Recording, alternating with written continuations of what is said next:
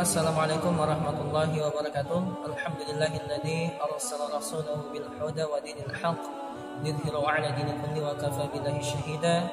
Asyhadu an la ilaha illallah wahdahu la syarika lah wa asyhadu anna Muhammadan 'abduhu wa rasuluh. Allahumma shalli 'ala sayyidina Muhammad wa 'ala alihi wa sahbihi ajma'in, amma ba'd. Nama saya Ahmad Fajri dan video ini dibuat dalam rangka penyelesaian tugas mata kuliah Ulumul Quran.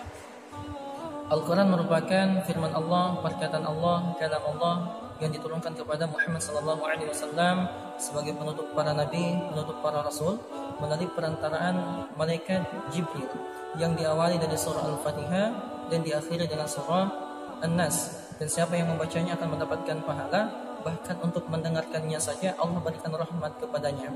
Sebagaimana firman Allah di dalam Al-Quran surah Al-A'raf, termasuk ke dalam surah Madaniyah berjumlah 206 ayat. Pada ayat 204-nya Allah berfirman, A'udzubillahi minasyaitonir rajim, wa idza quri'al Qur'an fastami'u lahu wa ansitu la'allakum turhamun. Dan apabila dibacakan Al-Quran maka dengarkanlah dan diamlah, maka engkau akan mendapatkan rahmat. Lalu Al-Quran sendiri diawali dari surah Al-Fatihah dan diakhiri dengan surah Nas, terdiri dari 114 surah.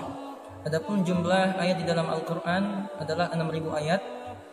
Ada yang mengatakan kurang dari 6.000, ada juga yang mengatakan bahwa jumlah ayat Al-Quran lebih dari 6.000. Bahkan ada sebagian ulama yang kemudian menentukan jumlahnya secara detail, secara rinci, jumlah ayat Al-Quran. Ada ulama yang mengatakan bahwa jumlah ayat Al-Quran adalah 6.214. Ada juga yang menyebutkan jumlah ayatnya adalah 6.219. Ada yang mengatakan jumlah ayatnya 6.225, 6.226. Bahkan ada ulama yang mengatakan bahwa jumlah ayat di dalam Al-Quran adalah 6.236, sebagaimana yang disebutkan oleh Abu Amr Ad-Dani dalam kitabnya Al-Bayan. Adapun jumlah kata di dalam Al-Quran adalah 77.439 kata, sebagaimana yang diriwayatkan dari Atha bin Yasar. Untuk jumlah huruf di dalam Al-Quran adalah 340.740 huruf. Karena pernah suatu ketika Al-Hajjaj mengumpulkan para penulis, para pembaca dan para penghafal Al-Quran. Lalu Al-Hajjaj bertanya kepada mereka, beritahukan kepadaku jumlah huruf di dalam Al-Quran. Dan mereka pun sepakat, para penulis, para pembaca dan para penghafal Al-Quran sepakat bahwa jumlah huruf di dalam Al-Quran yaitu 340.740 huruf. Dan Al-Quran ini merupakan firman Allah, karena memiliki keindahan bahasa, gaya bahasa yang sangat menakjubkan, sehingga menarik orang-orang, menarik para ulama untuk mempelajarinya, mempelajari tafsirnya, baik dengan tafsir bil ra'yi maupun dengan tafsir bil ma'thur, dengan beragam macam metode penafsiran. Ada metode tahlili, metode ijmali, metode muqarram dan metode mawdu'i. Dan Al-Quran ini ketika dikatakan firman Allah, maka tak ada satupun yang mampu membuat yang semisal dengannya, karena bahasanya yang sangat tinggi sehingga tidak ada satupun manusia yang mampu membuat serupa dengan Al-Quran. Ketika Al-Quran diturunkan, para orang-orang kafir Quraisy menantang bahwa yang membuat Al-Quran adalah Muhammad SAW. Maka pada saat itu Allah Subhanahu Wa Taala menantang para manusia untuk membuat yang semisal dengan Al-Quran. Misalkan pada surah Al-Baqarah, surah kedua termasuk ke dalam surah Makkiyah, terdiri dari 286 ayat. Pada ayat 23-nya Allah Subhanahu wa taala berfirman, A'udzubillahi minasyaitonir rajim. Wa in kuntum fi raibin mimma nazzalna 'ala 'abdina fa'tu bi suratin min misli. Dan jika kamu meragukan Al-Quran yang kami turunkan kepada hamba kami Muhammad, maka datangkanlah satu surah yang semisal dengannya. Ini bentuk tantangan dari Allah kepada kaum kafir pada saat itu yang mengatakan bahwa Al-Quran adalah buatan manusia. Selain itu di surah Al-Isra, surah ke-17 ayat 88, di sana Allah minta, menantang seluruh makhluk untuk jin dan manusia bekerja sama, saling bantu, saling tolong menolong, saling menutupi kekurangan untuk membuat yang semisal dengan Al-Quran, dan ternyata mereka tidak mampu membuatnya. Di surah Hud pun juga demikian, surah ke-11 ayat ke-13, di mana Allah menantang mendatangkan orang-orang yang ahli, orang-orang yang terbaik, lalu membuat 10 surah yang semisal dengan Al-Quran, dan ternyata tidak mampu membuatnya. Makanya ini menunjukkan bahwa Al-Quran merupakan firman Allah, perkataan Allah, dan bukan merupakan ciptaan manusia, bukan hasil karya makhluknya. Lalu seiring berjalannya waktu, lahirlah ilmu yang mempelajari Al-Quran, dikenal dengan nama Ulumul Quran. Ulumul Quran sendiri berasal dari dua kata, yaitu ulum dan Al-Quran. Ulum merupakan bentuk jamak dari kata ilmun, yang berasal dari akar kata alim ya'lamu ilman, yang berarti mengerti, memahami dengan benar-benar atau mengetahui. Adapun Al-Quran menurut Profesor Dr. Ulay Shihab secara harfiah berarti bacaan yang sempurna. Definisi lain dari Al-Quran, Al-Quran merupakan bentuk masdar dari kata qara'a yaqra'u Qur'anan, yang berarti bacaan atau yang dibaca. Hal ini senada sejalan dengan firman Allah di dalam Al-Quran surah Al-Qiyamah surah ke-75 ayat 17 sampai 18-nya. Inna 'alaina jam'ahu wa Qur'ana fa idza qara'nahu fattabi' Qur'ana. Dan sesungguhnya kami yang mengumpulkan di dadamu dan membacakannya. Dan apabila kami telah selesai membacakannya, maka ikutilah bacanya itu. Dengan demikian secara harfiah, Al-Quran ini juga berarti bacaan atau yang dibaca.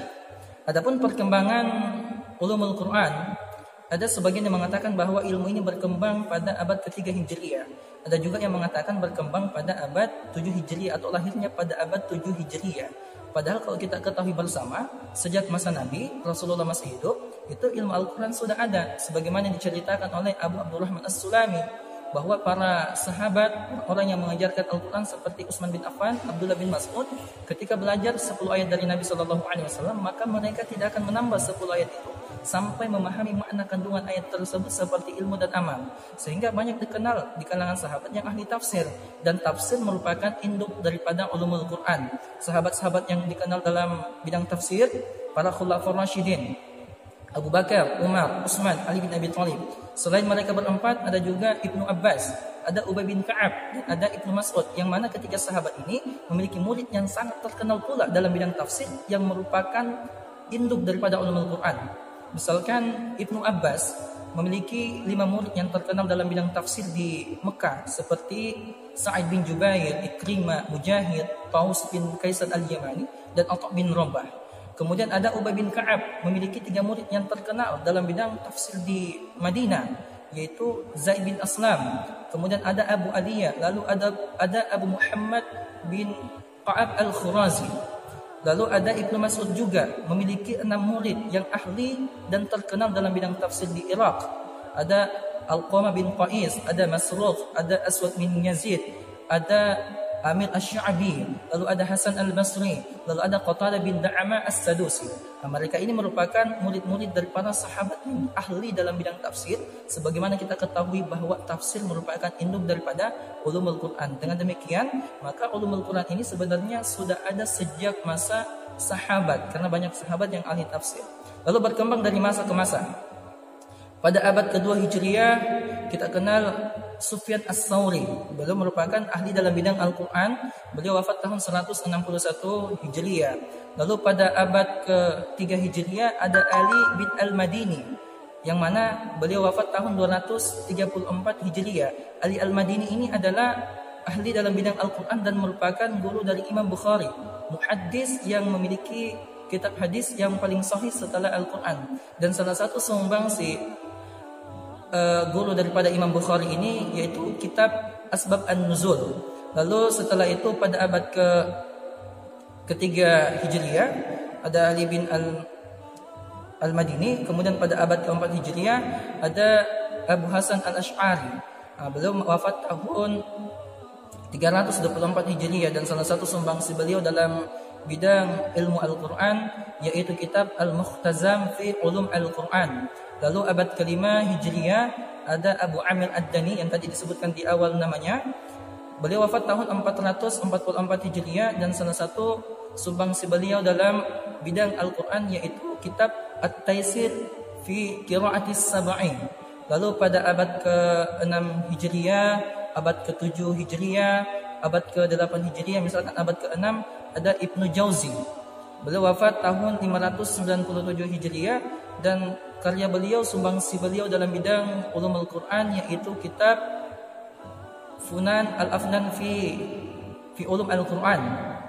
Lalu kemudian pada abad ke-7 Hijriyah ada Abu Syamah yang ahli dalam bidang Al-Quran, dan pada abad ke-8 Hijriyah ada Jalaluddin Al-Bulqini dan Jalaluddin As-Suyuti, atau kita kenal dengan nama Imam As-Suyuti, di mana Imam As-Suyuti ini merupakan seorang ulama yang ahli juga dalam bidang Al-Quran.